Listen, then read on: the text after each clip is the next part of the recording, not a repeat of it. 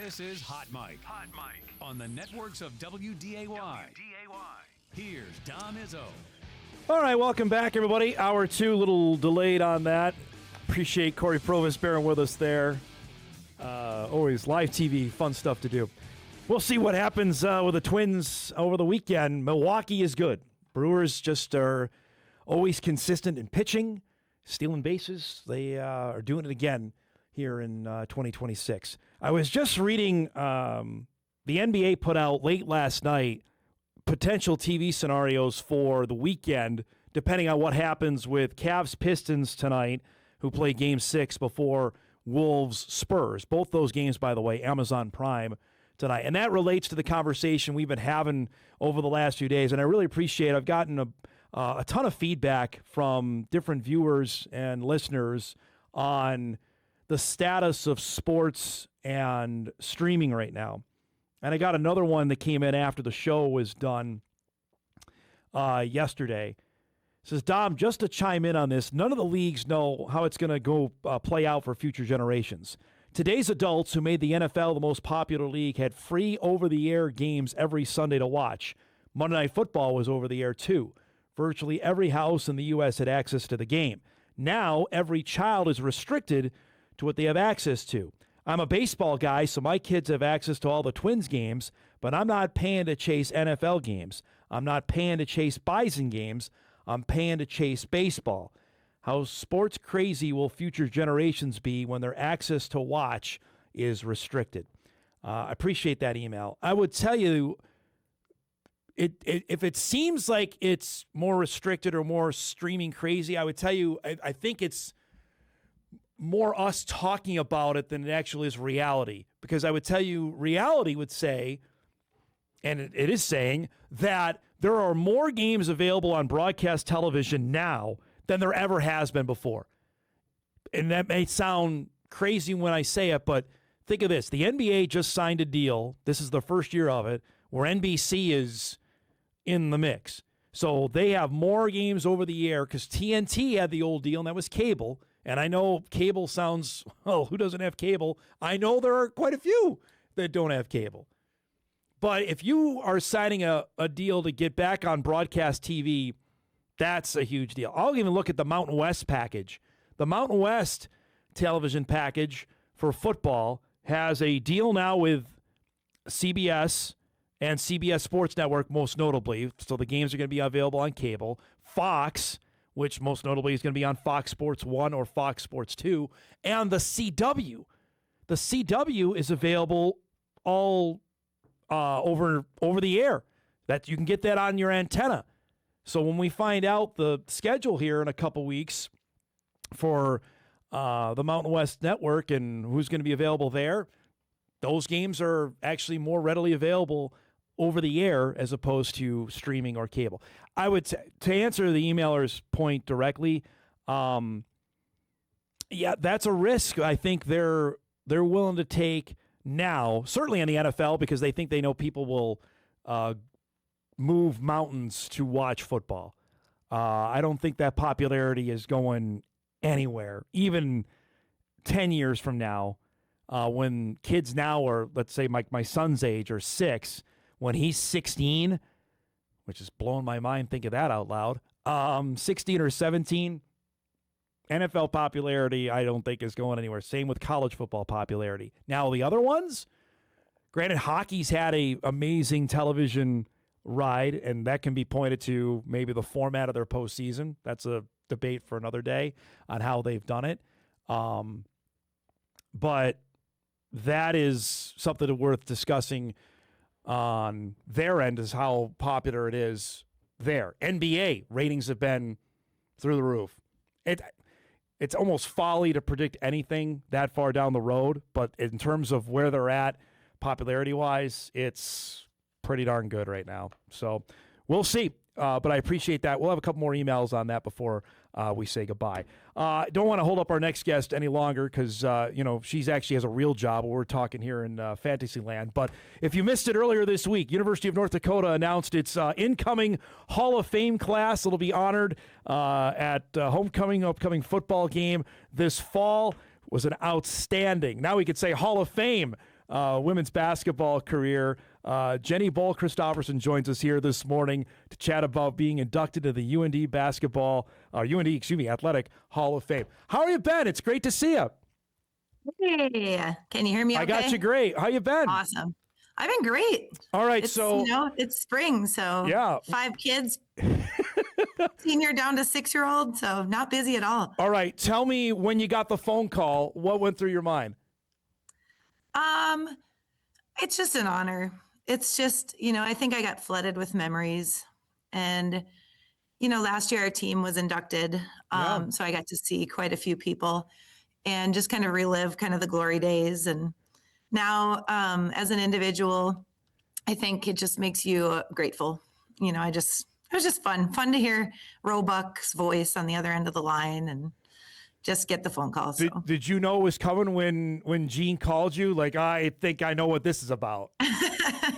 Well, it's not a normal thing for him to give me a jingle. So yeah, it was either something bad happened or something like that. I don't know. Tell me about, I'm interested because obviously your daughter is going through the recruiting process now. Take me back what this was. What do you remember about your recruiting deal when you went through it? It's pretty different. I narrowed down quick.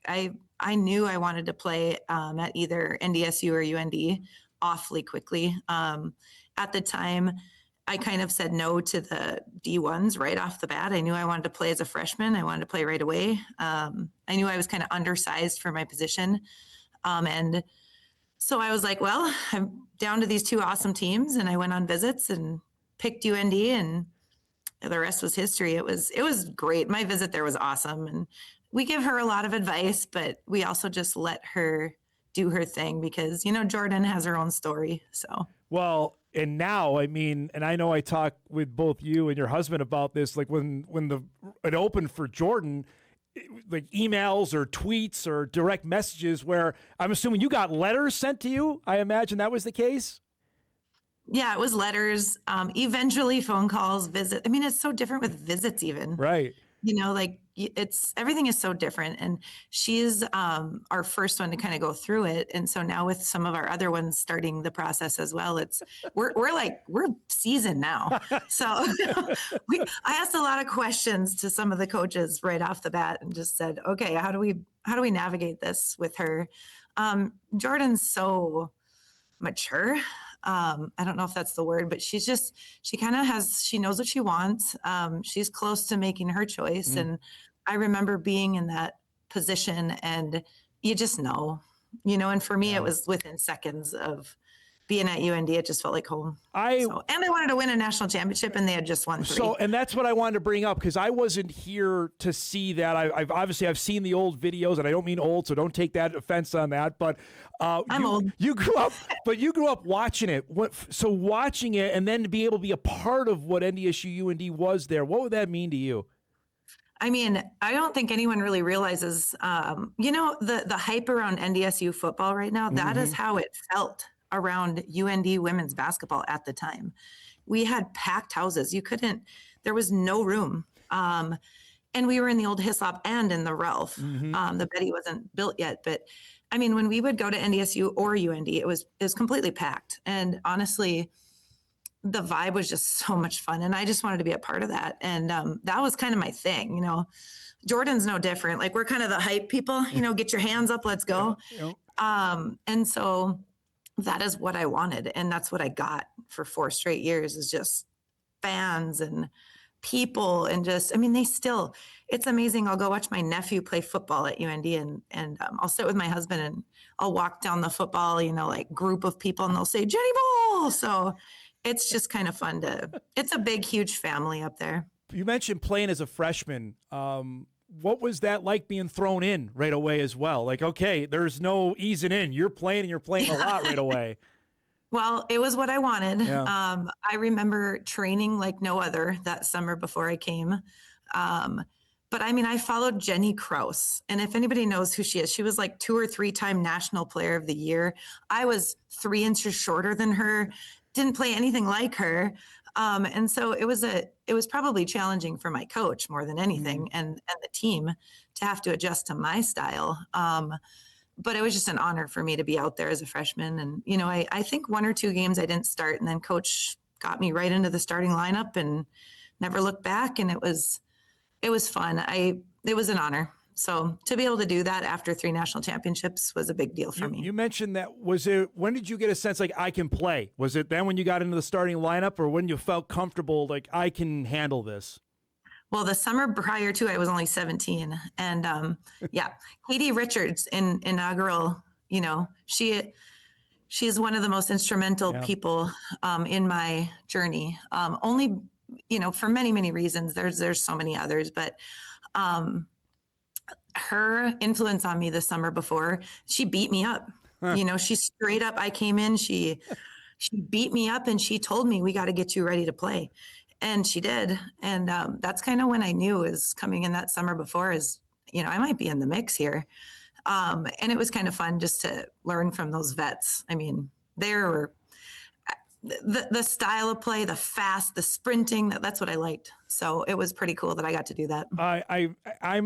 I'm a relatively new dad. My son is going to be 7, so he doesn't really care about anything I do. So I asked this, do your kids know that you could ball, that you were really good? Well, Jordan finally beat me at, I don't know what grade it was in, maybe 9th grade, 8th grade. She'll probably know more than I do. But we used to play one-on-one even. And, I am not in shape. So she should have beat me, but I taught her how to be tough in the brain. And I just said, you got to figure out how to beat your mom at some point. But no, I've been coaching for 20 some years. Yeah. So they've all had me as a coach. And right now it's about them, but it's pretty fun to take them in pig or something. And I do tell them, I'm like, why don't any of you want to score? Isn't that important in basketball? So 2 NCC titles, 3 conference tournament championships. You made it the NCAA tournament all 4 years, Elite 8 as well. That's 4 straight years going to the tournament. Again, that's what you signed up that you wanted to do. But to go and do that, when I say that, what's that mean to you now as you look back? I think it prepared me for everything. Like all of us, you have to find a certain level of grit to do that year in, year out. We did not win a national championship when I was there. We got 2nd place.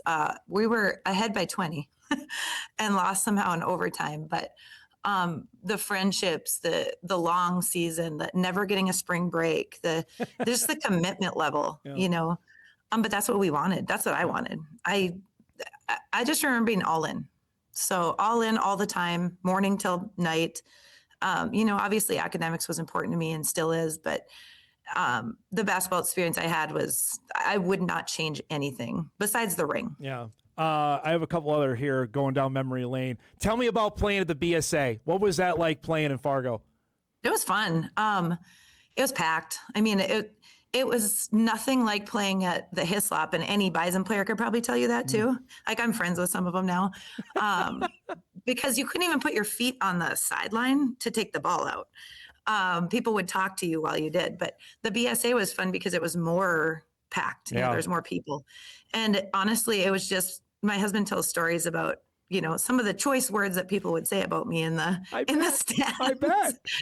We'll call it a friendly rivalry, but I'm not really sure it is. So, it was awesome. It was awesome. And some of those girls are great friends of mine now. Was there another place that was anywhere close to playing like that on the road, or was nothing compared to Fargo? No, nothing compared to that. No. It's funny now. No, it was super fun. It still is. I like to go. I still go to games there, a lot. And I just enjoy watching. I like the coaches. Fargo's become our home. And, with Jordan having that be, as of right now, I would say her top choice. We might be seeing a lot of me over there. So. I was talking with your husband about that actually this morning. How would that sit with you if you guys have to change colors? I'm okay. He's not there yet. When we went on our visit, or I don't know, one of the times we've been there, he would not do the fingers. He would not put it up for her. So he may or may not have worn a T-shirt underneath that he shouldn't have as well. You know what? I've spoken to plenty of parents who have done that. So you guys are not alone on that. He said he would only cheer for Jordan, but I think he'll convert. Who was your toughest guard? Like, who was the toughest you had to try and face in your collegiate days? I was, somebody asked me that like a few weeks ago. And honestly, I don't, Jane, even from NDSU, like I see her now and I was only a freshman. So she used to hold my jersey. I was fast, right? And she was way better than me at the time. And she used to hold my jersey all the time. And so I couldn't run down the floor and run away from her. And I remember the process of like me becoming a slower senior then and me holding people's jerseys. So they would be gone. So, I mean, at the time, she definitely was one of the toughest people I guarded. So how big a deal is it for you? You were going in with Becky as well, one of your former teammates for this coming up in October. Yeah. I mean, she and I were just a 1-2 punch all the way through. And we called it 2-game. Roebuck would probably confirm that. We just set a pick for her and roll and see what happens. So that was quite a bit of our offense. It was fun. She's so talented. She could score from all 3 levels, defend. She deserves it. She's phenomenal. So it's an honor to be put in the same boat as her. And I hope that a lot of people show up. I think they will, and it's a fun time. And Chad Mustard too. He played with both at the same time I did, and with Josh in football. So kind of fun. He was amazing. So I've asked other inductees about this. Are you more nervous about the speech part? Like, are you ready for that to do that part? Yeah, I'm okay with that. I had to give a speech though. At the end of my career, I had to give like the big luncheon speech out of all the athletes. Holy cow. That was nerve wracking. This one, it's pretty easy to gush about UND athletics for me. It's pretty easy to talk about the coaches, the players, the fans. I mean, the fans that we had, and some of them are still doing it. So that part I'm not nervous about. So it's great to catch up. Thanks so much for doing this. Congratulations. Look forward to catching up with you guys soon. Thanks so much for doing this morning. Okay. Thanks, Dom. Good to see you. Jen Christofferson joining us. Jenny Boll, now heading into the UND Athletic Hall of Fame. That'll happen at halftime of the Murray State game later on this fall. One of the all-time greats. And if anyone's seen her daughter Jordan play, for the Horace Hawks, who were state champs a couple years ago, and she's right in the throes right now of going through the recruiting process. The kind of talent that Jordan has, obviously coming from her mom and dad. We appreciate that. All right, we'll get caught up here. We got a couple breaks to get in. Tochi Okoro coming up as well, new NDSU transfer wide receiver in about 15 minutes as well. We'll take a break. Hot Mike back after this on WDAY Extra, KSFL, KNBN, and Inforum.com right after this.